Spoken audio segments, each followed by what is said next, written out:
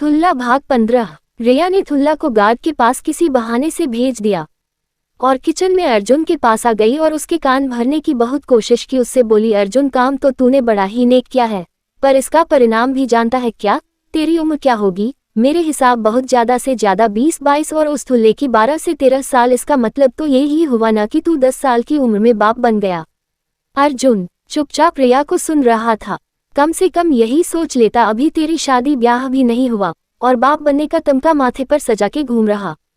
वैसे तो कुंवारे बाप को कोई अपनी बेटी नहीं देगा, और मान ले कल को तेरी शादी हो भी गई तो बीबी को तोहफे में ये ठुल्ला देगा। चल ये भी मान लिया कि शादी हो गई, तो क्या शर्त है कि तेरी बीबी अपने से सिर्फ 6 से 7 साल छोटे लड़के की मां बनना स्वीकार कर लेगी?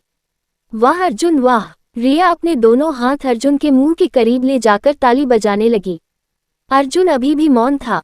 रिया इतने पर ही न रुकी और बोली, तू ऐसे समझ, तेरी बीबी भी शादी में अपने साथ ठुल्ले की उम्र का बच्चा ले आई तो क्या तू उसे स्वीकार करेगा? बस बस बस! अर्जुन ने आपा खो दिया। अपने हाथों की मुट्ठियों को कस के दबाता हुआ अपनी लाल लाल आंखों से घूरता बोला, बस करो मेम साहब, अपनी हद को पार न करो। माना कि मैं गरीब हूँ, पर बेगैरत नहीं। अरे माना कि मेरे पास आप जितना पैसा और बंगला नहीं है, पर ये दिल है ना मेम साहब, आप लोगों से कहीं ज्यादा बड़ा है।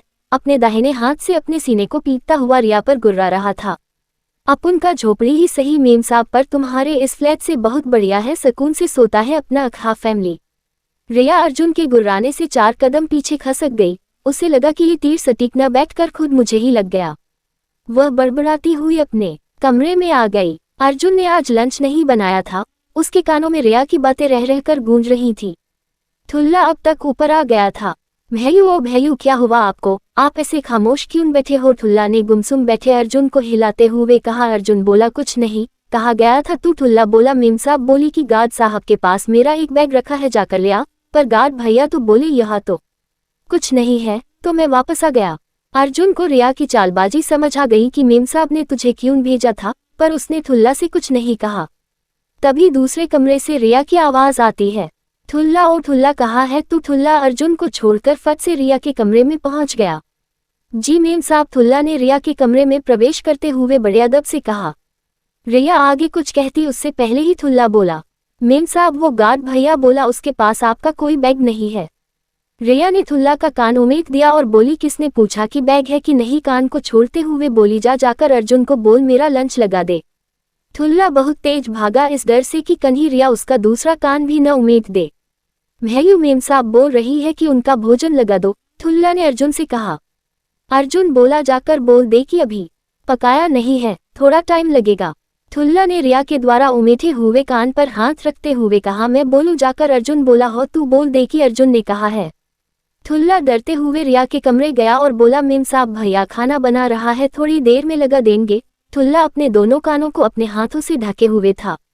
ये देखकर रिया की हंसी फूट पड़ी और उसने ठुल्ला को अपने पास बुलाकर कहा, आज से तेरा बाप अर्जुन बन गया। वाह ठुल्ले वाह, तूने भी क्या किस्मत पाई है, तुझे भरा पूरा परिवार तो तुझे पहले ही मिल गया था, बस एक बाप की कमी थी, वो भी भगवान ने तुझे दे दिया। एक माँ की कमी और रह गई है, वो भी तुझे अर्जुन की शादी होते ही मिल जाएगी। मैं तुझे यहाँ न लाई होती तो वहीं गांव में सबकी जूठन खा रहा होता। ये कहने के साथ साथ ठुल्ला का कंधा पकड़ के हल्का सा धक्का देकर बोली, जा जाकर सफाई कर ले घर की, क्योंकि बाप तो तेरा लंच बना रहा है, नहीं तो शायद तेरी मदद कर देता। ठुल्ला लड़खड़ा गया पर खुद को संभाल लिया और भाग रिया के कमरे से बाहर आ गया।